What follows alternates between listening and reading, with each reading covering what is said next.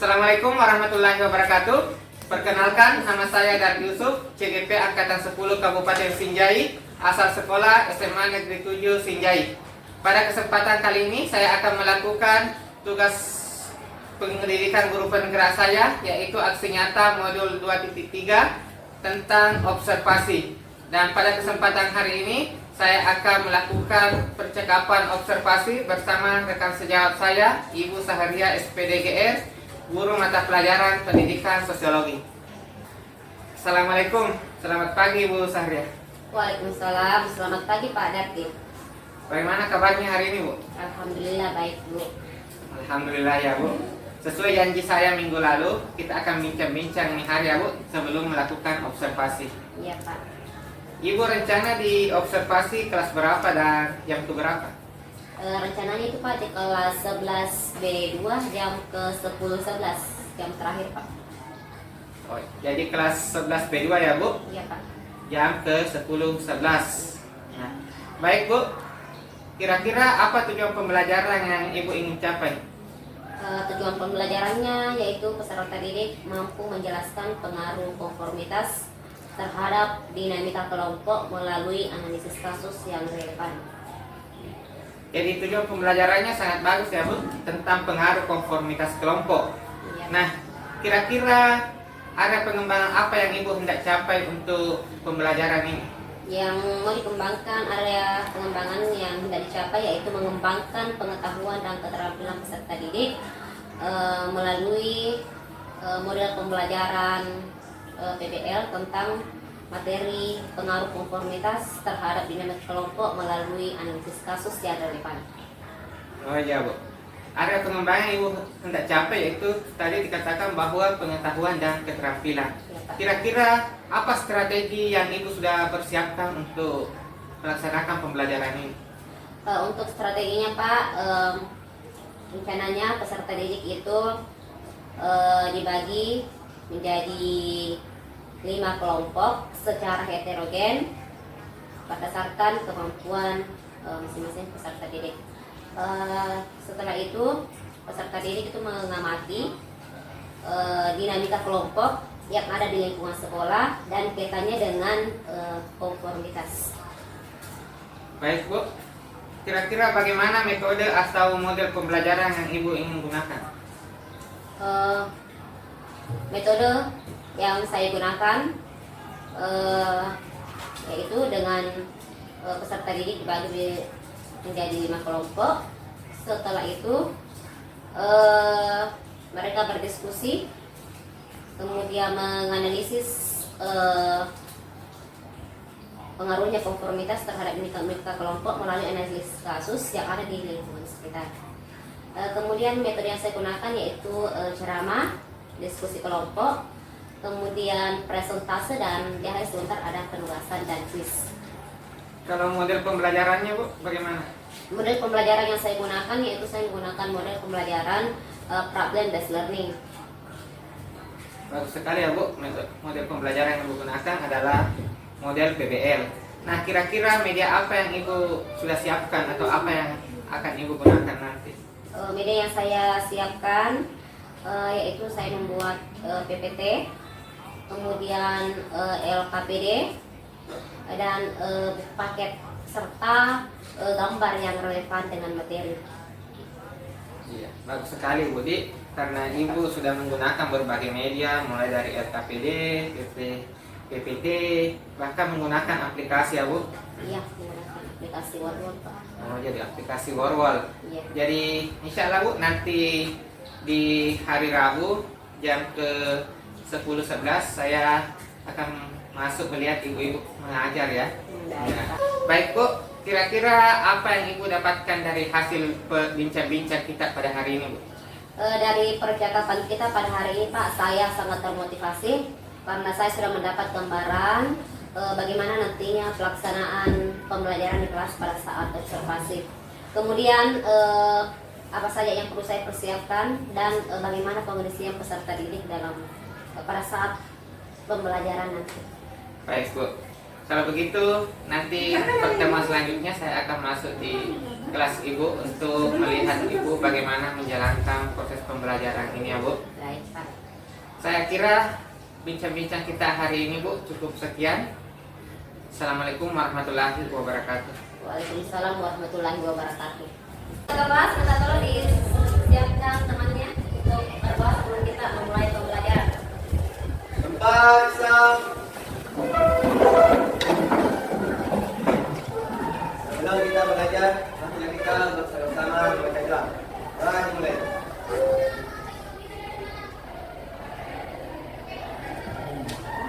Doa selesai.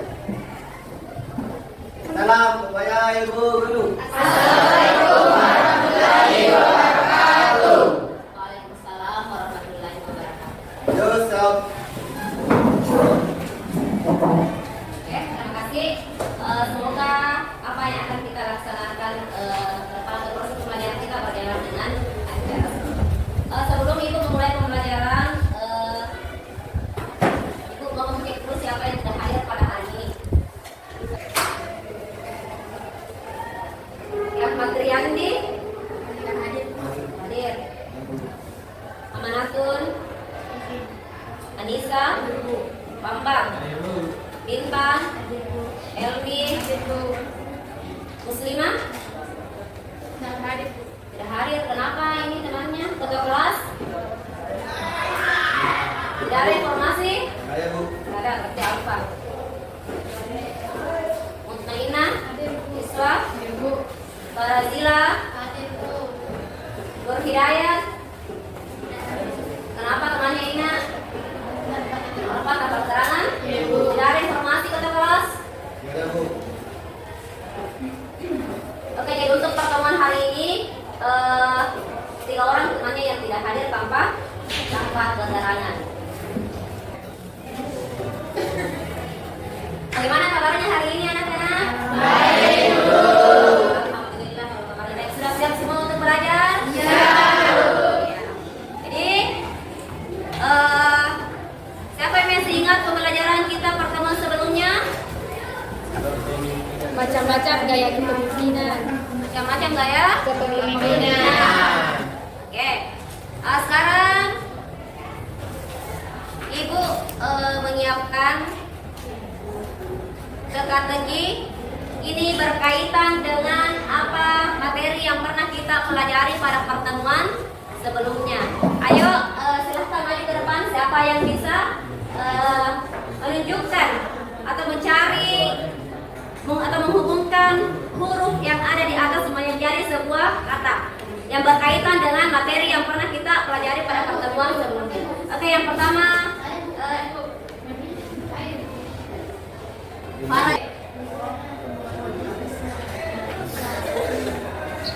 apa?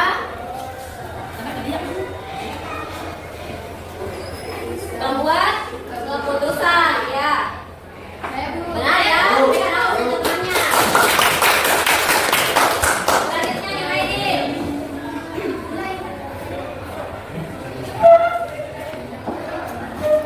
Apa yang kalimat apa ya? Apa kata apa yang Anda dapat? Langgeng, jawab, ya.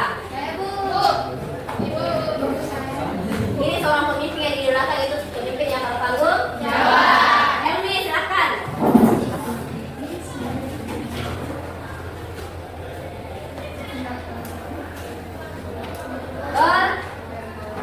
Berkolaborasi.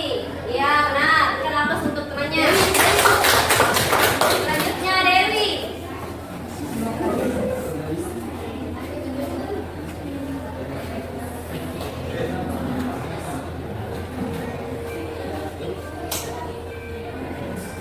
Demokratis.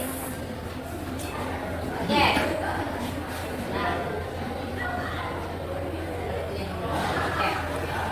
Jadi itu yang ditampilkan tadi beberapa tipe seorang pemimpin dan gaya seorang pemimpinan. Untuk pertemuan hari ini kita lanjutkan materinya ke pembelajaran untuk hari ini.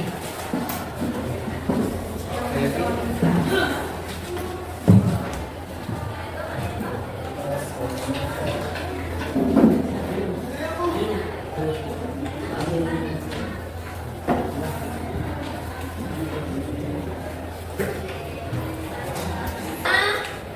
ini mampu menjelaskan pengaruh konformitas kepada penyelenggara kelompok melalui analisis kasus yang relevan. Jadi sebentar anak-anak sekalian diminta untuk menganalisis sebuah kasus dan apa kaitannya dengan konformitas. Ya. Coba diperhatikan gambar di atas. Gambar apa yang kalian lihat? Perhatikan dulu gambarnya. Apa? Penggunaan internet. Di situ di atas dikatakan bahwa pengguna internet di Indonesia saat ini mencapai 132 juta orang, ya. Dari 132 juta orang itu banyak yang mengakses atau menggunakan internet atau menyebarluaskan informasi yang tidak benar atau biasa juga disebut dengan hoax. Nah, sekarang ada pertanyaannya. Bagaimana cara kita untuk menghindarkan diri dari berita bohong atau hoax? Biasa dengar kata hoax? Biasa? Nah, bagaimana cara anak-anak sekalian yang anak-anak lakukan untuk menghindarkan diri dari berita hoax? Apa yang anak-anak sekalian lakukan? Apa? Mencari dari sumber yang lain. Apa lagi? Apa lagi? Bagaimana caranya menghindarkan diri dari berita bohong atau hoax? Apa yang anak sekalian lakukan? Karena tadi Syarmila tadi mengatakan bahwa mencari informasi dari yang lebih akurat. Iya. Oke, sekarang jika anak sekalian mengetahui ada anggota kelompok atau karena temannya yang menyebarkan gosip. Biasa bergosip? Biasa. Apa itu gosip? Apa? Apa itu gosip? Biasa bergibah? Biasa. Nah, kalau ada teman yang bergosip tentang gosip kan belum tahu kebenarannya, ya. Ada yang benar, ada juga yang kita belum tahu. Kalau ada teman yang bergosip, apa kira-kira yang kalian lakukan? Ada baik? Yang lain, apa yang Anda lakukan ketika ada teman yang bergosip? Apa?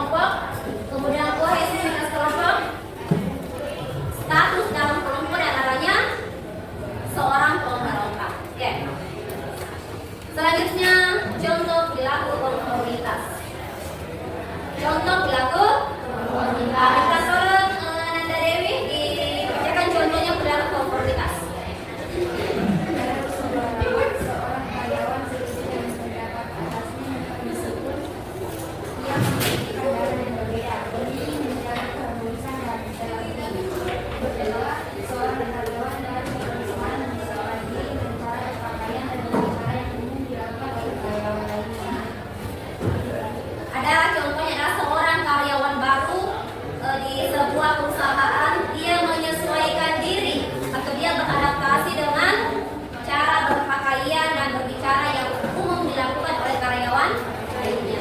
Misalkan sebelum dia bergabung dalam sebuah perusahaan tersebut, si seorang karyawan ini tidak suka mengenakan jilbab misalkan, tetapi melihat karyawan yang lain yang ada di perusahaan tersebut semua mengenakan jilbab, makanya dia berusaha menyesuaikan diri dengan apa ya dilakukan oleh karyawan yang lain. Kenapa? Karena aturannya seperti itu, meskipun kita tidak nyaman ya, tapi karena kita mematuhinya, namanya aturan atau norma yang berlaku dalam perusahaan tersebut.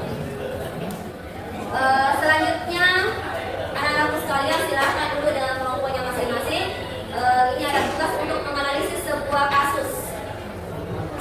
Kelompoknya sama dengan kelompok sebelumnya, posisinya juga sama, kelompok 1 di sini, kelompok 3, 4, dan 5 di belakang. Silakan bergabung. Iya.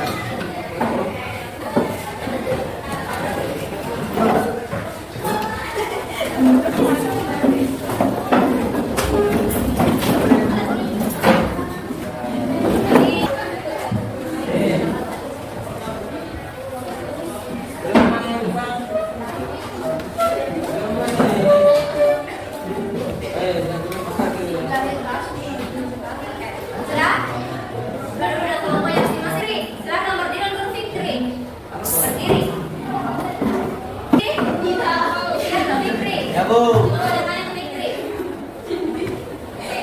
Hari ini Fikri, apa kira-kira pendengaran hari ini Fikri? Saya mau sepakat oleh mana kita buat? Apa? Apa Fikri? Silakan. Alhamdulillah temannya menyadari kalau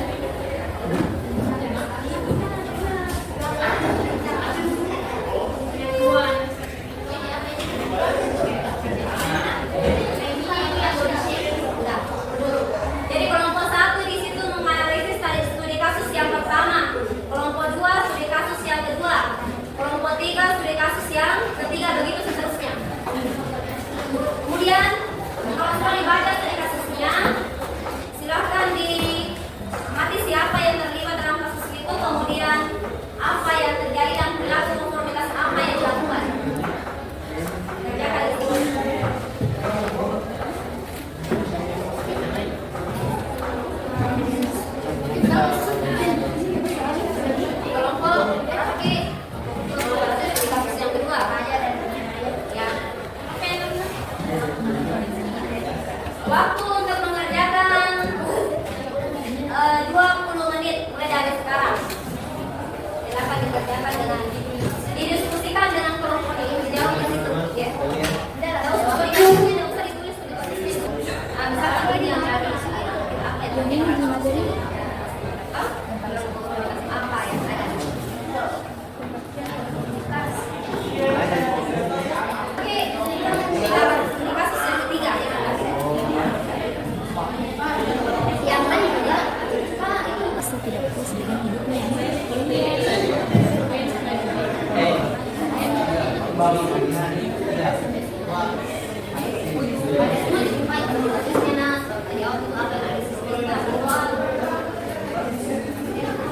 Susah yang terlibat dalam Maya sama orang tuanya sama teman-temannya.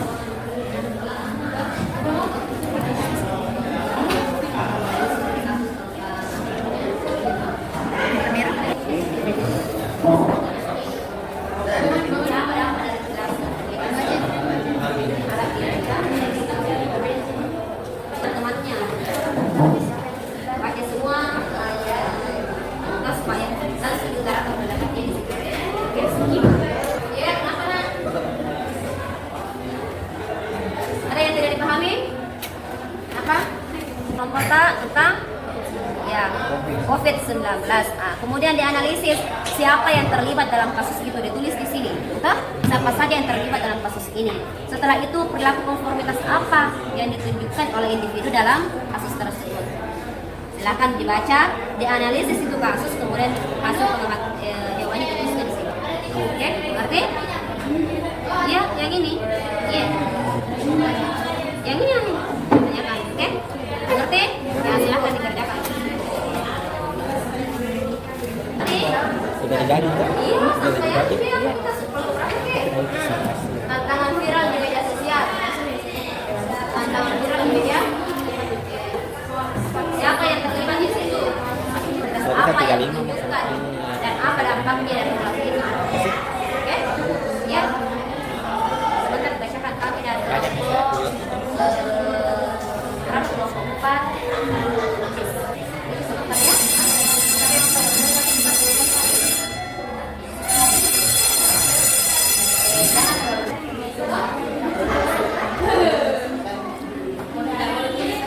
Sudah selesai. Sekarang saatnya untuk dipresentasikan atau dibacakan hasil diskusi kelompoknya. Bagaimana kelompok 1 selesai? Oke, sekarang kita mulai dari kelompok 3. Kelompok 3 dipersilakan. Silakan kelompok yang lain silakan didengarkan kalau ada yang memberikan tanggapan silakan.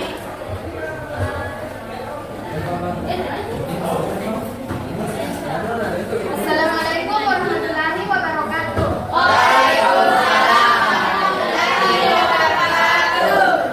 Perkenalkan, saya Putra Indah, perwakilan dari kelompok 3 yang akan menggunakan terdiri atas Muhammad Akbar, Putri Ananda Aulia, dan Yamin Linda, Wilda Aulia, dan Firman. Di sini saya akan membacakan hasil kerja kelompok kami, yaitu tema-tema hoax vaksin COVID-19. Siapa saja yang terlibat dalam kasus ini? Yaitu yang terlibat dalam kasus ini adalah masyarakat. Apa yang terjadi dalam kasus ini? Yang terjadi dalam kasus ini adalah klaim bahwa vaksin COVID-19 mengandung zat cacar atau dapat mengubah DNA manusia. Perilaku konformitas apa yang ditunjukkan oleh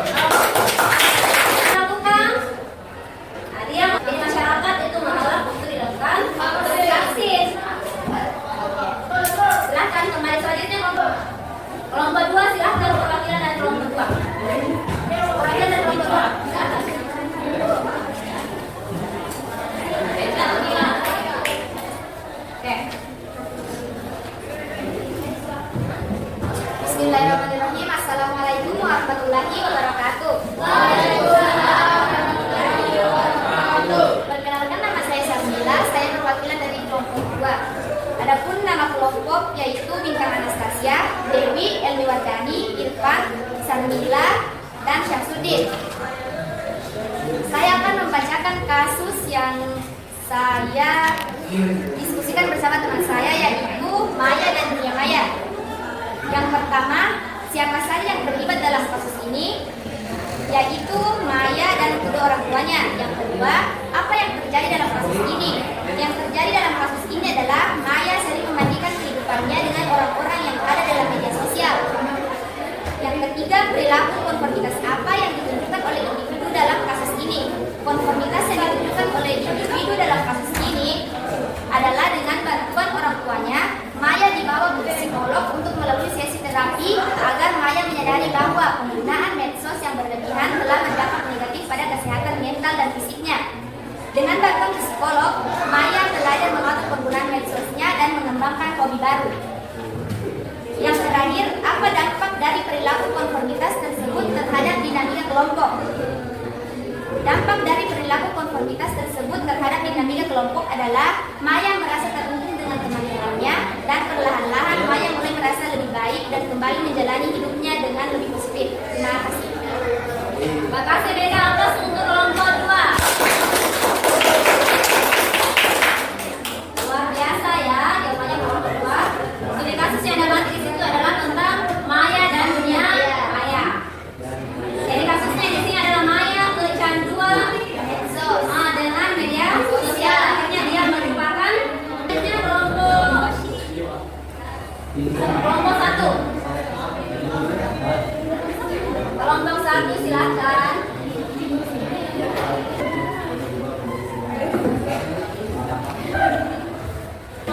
Assalamualaikum warahmatullahi wabarakatuh. Waalaikumsalam warahmatullahi wabarakatuh. Perkenalkan, nama saya Amaratul Aziza, perwakilan dari kelompok 1. Adapun anggota dari kelompok 1 yaitu saya sendiri, Adisa Mutmainah, Fitri Adisa, Tia Puspita, dan Reski Natasha. Saya akan membacakan hasil analisis kelompok kami. Siapa saja yang terlibat dalam kasus ini? Yang terlibat di kasus ini adalah Maya dan teman-teman Maya serta orang tua Maya. Apa yang terjadi dalam kasus ini? Yang terjadi dalam kasus ini adalah body shaming yang dialami Maya. Perilaku konformitas apa yang dilakukan oleh individu dalam kasus ini? Maya belajar untuk menerima dirinya apa adanya dan menyadari kecantikan tidak hanya dimulai dari bentuk tubuh. Dampak dari perilaku konformitas tersebut ialah kesehatan mentalnya yang sering merasa sedih, cemas, dan depresi. Sekian dari kelompok kami. Lebih dan kurangnya mohon dimaafkan. Wassalamualaikum warahmatullahi wabarakatuh. Waalaikumsalam warahmatullahi wabarakatuh. Berikan aplaus dulu untuk kelompok 4.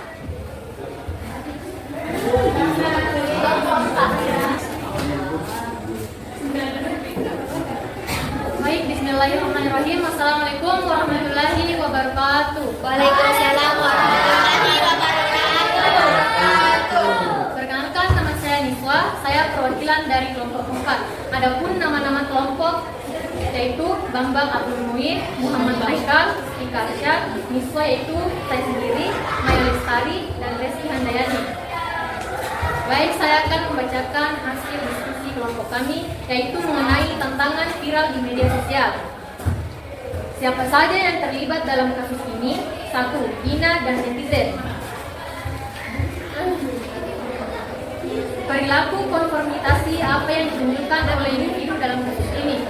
Seorang Ina yang mencoba melakukan aksi berbahaya demi mendapatkan like dan komentar positif dari pengguna lain.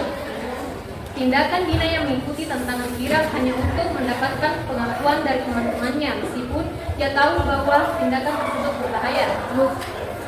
Apa yang terjadi dalam kasus ini? Mencoba viral di media sosial dengan melakukan aksi berbahaya. Apa dampak dari perilaku konformitasi tersebut terhadap dinamika sosial? Dapat mengajak orang lain untuk melakukan hal tersebut, padahal tantangan tersebut dapat membahayakan orang yang melakukannya. Baik, sekian dari diskusi kelompok kami. Yang kurangnya mohon dimaafkan. Wabillahi taufiq hidayah. Wassalamualaikum warahmatullahi wabarakatuh. Waalaikumsalam warahmatullahi wabarakatuh. Oke, untuk kelompok 4, tindakan konformitas apa tadi yang dilakukan? Tindakan konformitas apa yang dilakukan? Kita kasusnya Vina ya, yang berusaha melakukan konformitas apa yang dilakukan? Saya tidak dengar tadi itu tindakannya. Ya, apa yang dilakukan oleh Seorang Dina yang mencoba melakukan aksi berbahaya demi mendapatkan like dan komentar positif dari pengguna lain. itu statusnya. Nah, sekarang kira-kira perilaku konformitas oleh orang atau siapa saja terlibat dalam kasus itu sehingga Vina ini tidak melakukan aksi yang berbahaya. Apa kira-kira yang harus dilakukan? Apa kira-kira yang harus dilakukan? Misalkan diberikan pemahaman kepada Vina bahwa tindakan yang kamu lakukan itu berbahaya. Selain merusak diri sendiri, juga bisa merusak orang lain. Apa? Kemudian ini menjadi pelajaran berharga bagi Dina. Dia menyadari bahwa komunitas tidak selalu membawa kebaikan. Terkadang kita harus berani berbeda dan melakukan yang berbahaya. Dina juga belajar bahwa popularitas di media sosial tidak selalu mencerminkan kebahagiaan seseorang. Vina belajar bahwa viral di media sosial itu tidak selamanya baik. Oke. Selanjutnya kelompok terakhir, kelompok 5, silakan.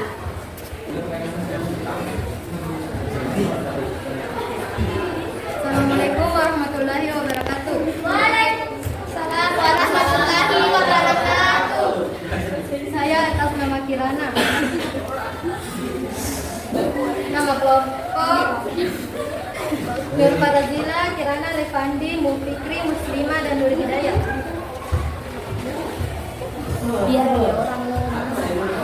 Siapa saja yang terlibat dalam kasus ini?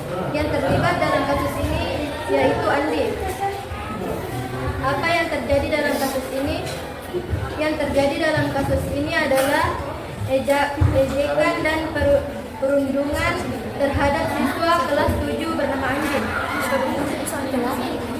Perilaku informasi apa yang ditunjukkan oleh individu dalam kasus ini. Perilaku konformitas yang ditunjukkan oleh individu dalam kasus ini yaitu ejekan dan perundung agar mematuhi konformitas.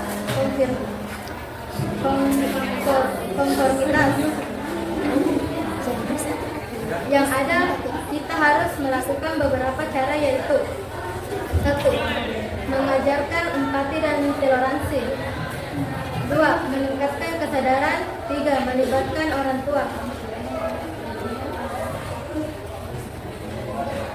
Apa dampak dari perilaku konformitas tersebut terhadap dinamika kelompok?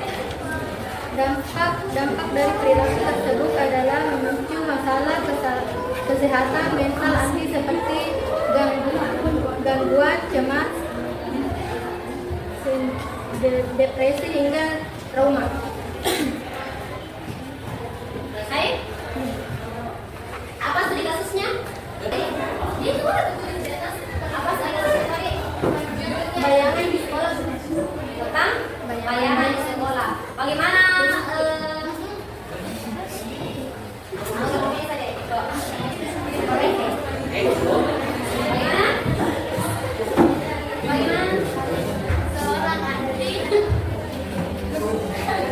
Seorang Andi yang diejek dan diejek dan dapat penyaluran dari kelas yang lebih tua. Diejek oleh kakak kelasnya. Oke. Nah, sekarang perilaku konformitas apa yang dilakukan agar atau tindakan apa yang dilakukan agar Andi ini juga diejek oleh kakak kelasnya? Tindakan apa yang dilakukan? Dia melibatkan orang tuanya.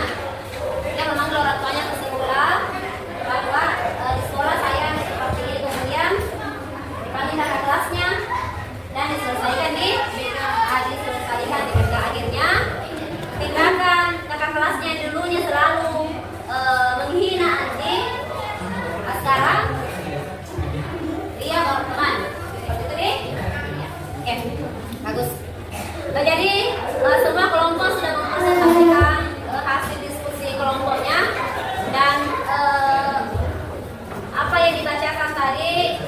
tentang menganalisis kasus tentang konformitas itu semuanya sudah benar ya.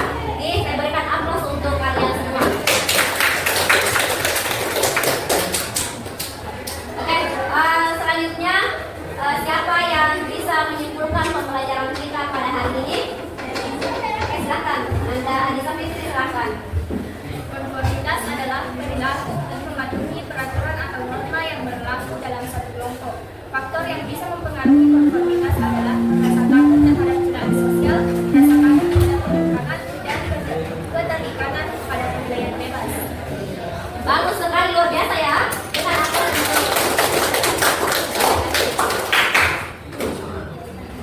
jadi benar apa yang dikatakan tadi sama temannya bahwa yang dimaksud dalam konformitas itu perilaku atau tindakan yang berujung pada mematuhi nilai atau norma yang berlaku dalam suatu kelompok. Oke. Bagaimana menurut anak-anakku sekalian pembelajaran kita pada hari ini? Seru. Apa? Seru. Lagi? Menyenangkan. Kita dapat Oke, terus apa lagi? Gimana Serbila? Apa yang Anda sudah pahami tentang pembelajaran kita pada hari ini? Apa yang Anda sekalian pahami tentang pembelajaran kita pada hari ini? Apa? Tentunya anak-anakku sekalian sudah tahu bahwa tindakan yang kalian lakukan baik di sekolah maupun di lingkungan masyarakatnya itu kalian biasa menunjukkan ya sikap atau perilaku konformitas. Oke.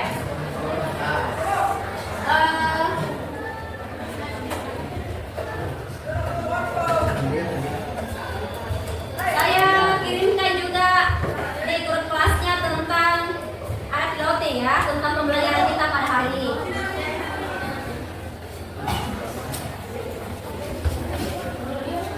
Silahkan dilihat di HP-nya.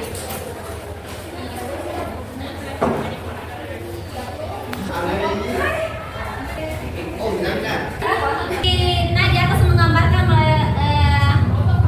perasaan Anda pada hari ini menggunakan emoji. Gambarkan bagaimana perasaan Anda pada hari ini setelah proses pembelajaran. Tanya Irfan.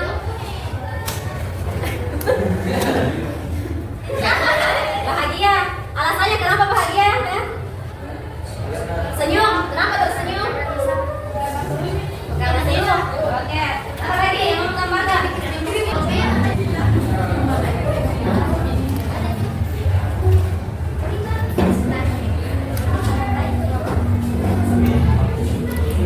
Berbunga-bunga? Ada. Berbunga-bunga? Ya, senyum alasannya kenapa? Aman aja ya? Anak sekalian, pembelajaran kita pada hari ini cukup sampai di sini dan untuk pertemuan berikutnya untuk pertemuan berikutnya kita lanjut ke materinya jaringan sosial ya. Cukup sekian tunggu kelasnya tadi. Cukup sekian observasi siapkan. Siap. Sebelum kita pulang, marilah kita bersama-sama membaca doa. Doa dimulai.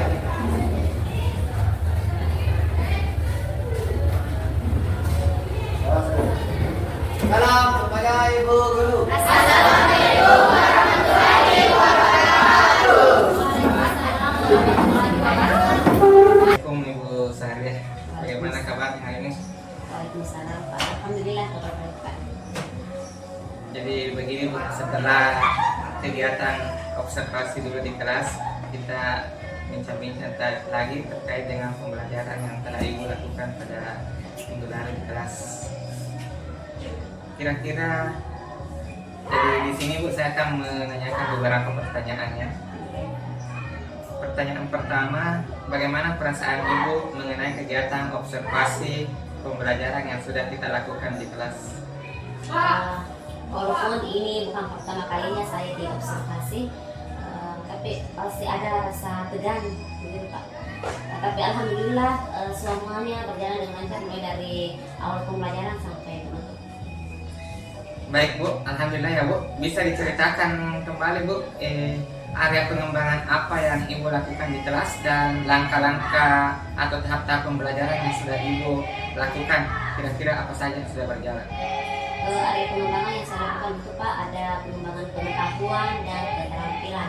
Untuk pengetahuannya di sini, murid itu sudah mampu menjelaskan, mampu mengidentifikasi tentang apa itu konformitas, apa faktor penyebabnya. Kemudian untuk aspek keterampilannya, peserta didik, murid di sini mampu berdiskusi, memecahkan suatu masalah, dan mereka mampu berkomunikasi secara efektif dalam proses diskusi dan memaparkan sebentar hasil kerja kelompoknya. Kemudian langkah-langkah yang saya terapkan di awal pembelajaran itu saya kasih